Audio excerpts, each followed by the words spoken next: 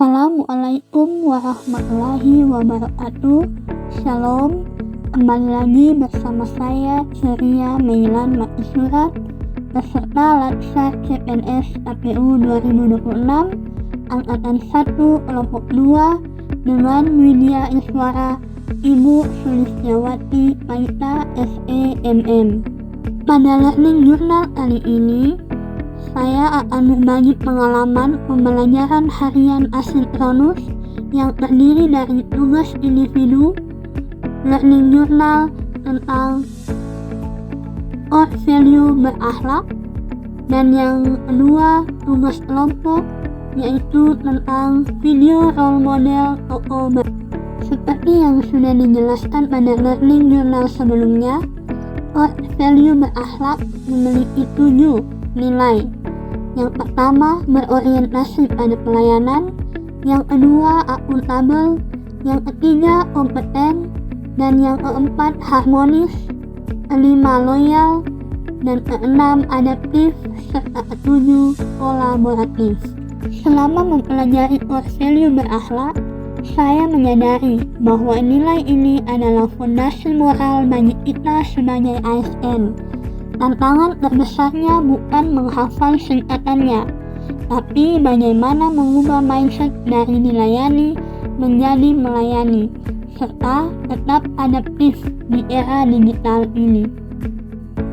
Adapun pengalaman yang saya dapatkan dalam pembelajaran e-learning agenda 2 ini, dengan adanya tugas individu dan tugas kelompok yang diberikan, semakin menyadari bahwa nilai-nilai berakhlak juga sangat penting untuk diimplementasikan dalam penyelesaian tugas baik individu maupun kelompok. Berikut nilai-nilai berakhlak yang sudah diterapkan dalam pelaksanaan pembuatan tugas. Yang pertama, berorientasi pada pelayanan, yaitu tetap melaksanakan pekerjaan kantor. Dan yang kedua, akuntabel, mengerjakan tugas dengan cermat dan disiplin sehingga tugas dapat dikumpulkan sesuai waktu yang diberikan. Yang ketiga, kompeten, selalu mencari tahu sendiri apa yang belum dimengerti sebagai bagian dalam belajar mandiri. Yang keempat, harmonis, menghargai pendapat teman sekelompok saat berdiskusi. Dan yang kelima, loyal, mengumpulkan tugas sebelum batas waktu berakhir meskipun sedang berada di luar jam kerja sebagai bentuk dedikasi penuh pada pekerjaan. Dan yang keenam, adaptif, memanfaatkan teknologi AI atau perangkat lunak terbaru untuk memperkaya materi dan visualisasi tugas. Dan yang terakhir, kolaboratif, terbuka terhadap masukan dari rekan kantor atau teman kelompok untuk menyempurnakan hasil tugas.